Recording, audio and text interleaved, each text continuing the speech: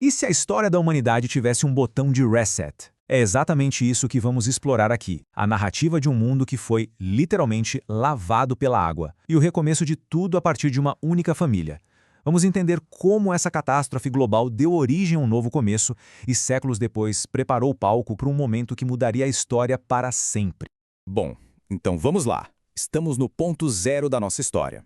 Imagine só, um planeta silencioso, coberto de água. Um reboot completo para a civilização. É a partir desse silêncio todo que um novo mundo está prestes a emergir, e a gente vai acompanhar passo a passo como isso aconteceu. E o recomeço não vem com um barulho enorme, uma grande declaração. Não. Ele começa com algo bem mais sutil, um vento.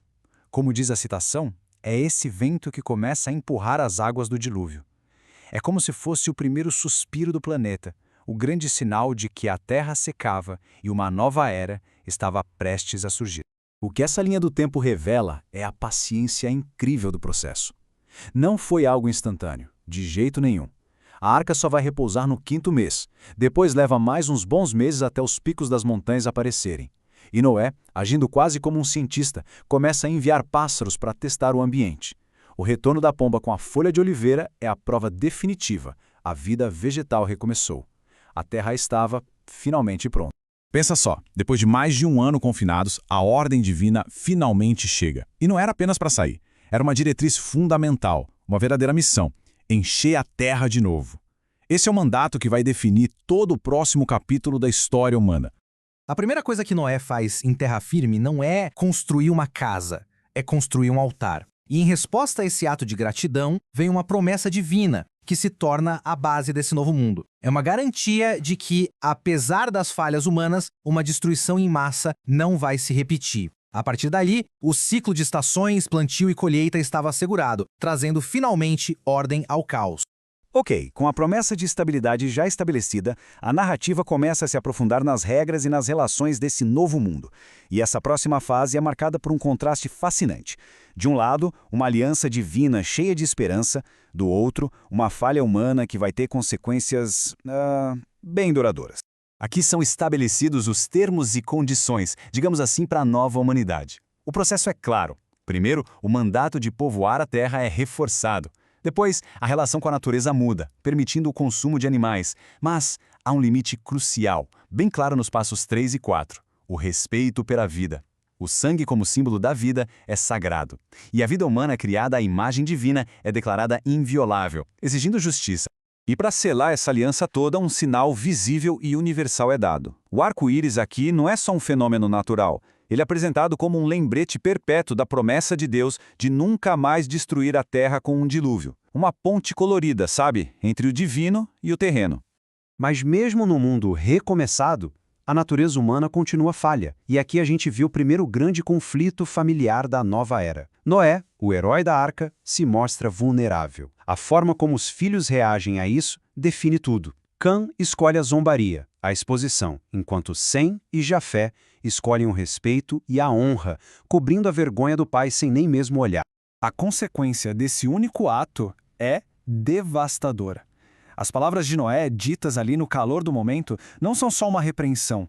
Elas se tornam uma profecia que define destinos. E detalhe, ele não amaldiçoa Cã, o transgressor, mas sim seu descendente, Canaã, sentenciando-o à servidão. Em contraste, Sem e Jafé recebem bênçãos de favor, de expansão. Uma trajetória de poder e conflito é traçada bem aqui, e as ondas de choque disso vão ser sentidas por séculos.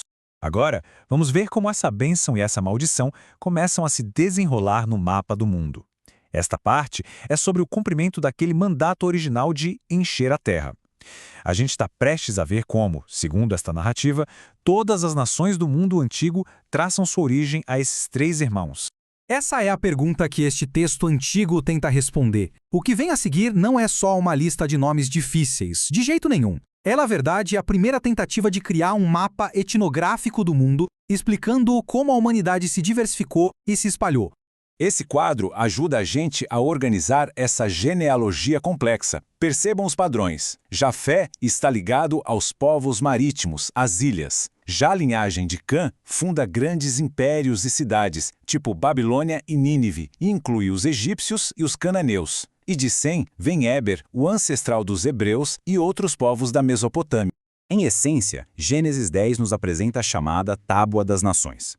Para sua época, é um documento notável, um mapa etnográfico que organiza o mundo conhecido em 3 grandes famílias. Esse mapa não é só geográfico, ele estabelece o cenário para todas as interações, conflitos e alianças que vão definir o resto da história. Por séculos, esse mapa de nações se expandiu, com povos migrando, formando reinos, entrando em conflito. Agora, vamos dar um salto gigantesco no tempo. Vamos focar numa pequena região nesse mapa enorme, um lugar onde muitas dessas nações se cruzavam, em ver como ele se tornou o epicentro de um evento que prometia redefinir tudo. Essa citação de Mateus mostra a conexão de forma brilhante. Ele aponta para uma profecia antiga que fala da Galileia dos gentios. Gentios era o termo usado para os não-judeus, ou seja, as outras nações. A Galileia era exatamente isso, uma encruzilhada, uma terra de muitos povos que descendiam daqueles da Tábua das Nações. O palco estava perfeitamente montado. E a profecia é explícita no meio dessa diversidade de povos. Numa terra vista como periférica, meio sombria, uma grande luz brilharia. E essa luz é identificada com o início do ministério de Jesus, justamente nesse local. E a mensagem inicial dessa luz foi surpreendentemente direta e urgente. Não era um novo código de leis, nem um tratado filosófico. Era um chamado à transformação, anunciando a chegada de uma nova ordem, o reino dos céus, bem ali, no coração da terra das nações. E essa luz não foi uma ideia abstrata, foi um movimento ativo. Jesus viajou, ensinou nas sinagogas, curou, e o resultado? Ele atraiu multidões de todas as regiões vizinhas, da Síria à Judéia. Efetivamente, pessoas de muitas daquelas nações, descendentes das listadas na antiga tábua, estavam agora se reunindo em um só lugar.